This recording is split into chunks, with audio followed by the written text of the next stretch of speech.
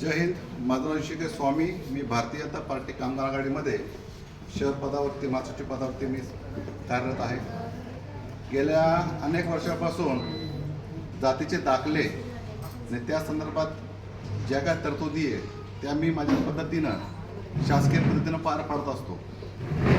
लाडपाक्याचे विषय झालं, अनुकंपाचे विषय झालं, असे अनेक विषय जे आहेत ते माझ्या मार्गी माझ्या अभ्यासातून मी ते मार्गी लावलेले आहेत. मी काल शासन निर्णय बघण्यासाठी आलो होतो. शूटिंग काढायला लागले कितले की तिकडे जातात त्या. काल त्यांच्याकडनं मी फक्त 2012चा शासन निर्णय मागितला, राजपत्र. पण त्यांनी तो राजपत्र जो आहे मला इंग्लिशमध्ये दिला.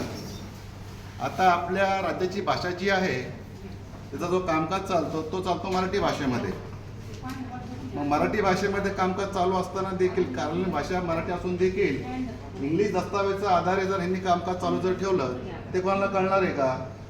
जो सर्वसामान्य नागरिक जो येतो, जो मागास प्रवर्गातील आहे, त्याला त्या इंग्लिशमधलं काय कळणार आहे? काहीच कळणार नाही ना. आणि यांना पण काय कळत आहे ते मला माहीत नाही आहे. परंतु चुकीचे संदर्भ देऊन 25 ऑगस्ट 2025चा जो दाखला मी मागितला होता पूजा मनोहर बिवाल यांच्या नावे, पण त्यांनी तो सादर केला नाही, तो मला तो दिला नाही. त्यांनी चुकीचे संदर्भ लावून तो दाखला जो होता त्यांनी तो नाकारला.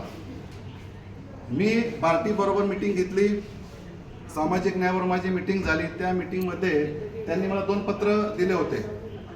2 पत्र, ते 2 पत्र माझ्या निवेदनाला मी लावलेले आहे.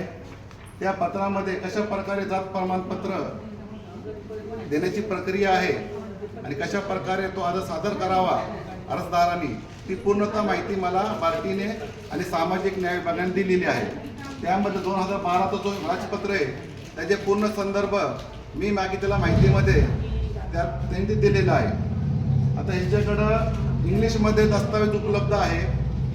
एवढं मोठं कार्यालय आहे, त्या कार्यालयाची भाषा मराठी आहे, तरी देखील हे इंग्लिशमध्ये कारभार करतायत. तर त्यांचा कारभार सुरळीत व्हावा यासाठी मी त्यांना निवेदन देतोय. त्या निवेदनामध्ये कशा प्रकारे काम केलं जावं हे पूर्ण ह्या माझ्या निवेदनामध्ये नमूद आहे. आणि हे काय माझं निवेदन नाही आहे, काय माझं हे नाही. मी फक्त निवेदनाच्या पाठीमागे 2-4 जे झेरॉक्स लावलेले आहेत त्यामध्ये पूर्ण माहिती उपलब्ध आहे.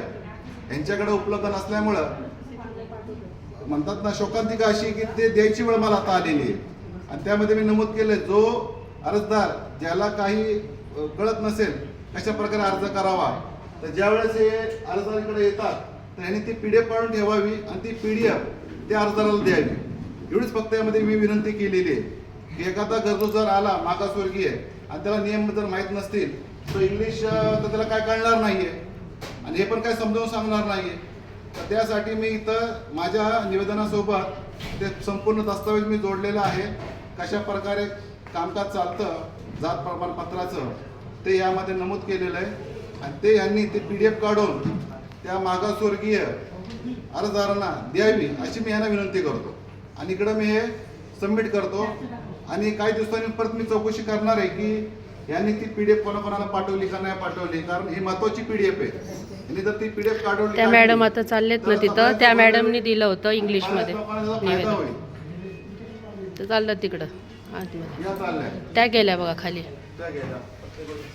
ते नेहमी आहे ना व्हिडिओ काढायला लागले की बरोबर ते खाली जातात किंवा मॅडमच्या तिकडं ऑफिसमध्ये जातात. म्हणजे किती म्हणजे बघा त्यांच्याकडनं चुकी होती ते दाखवून देतात ते. बरोबर.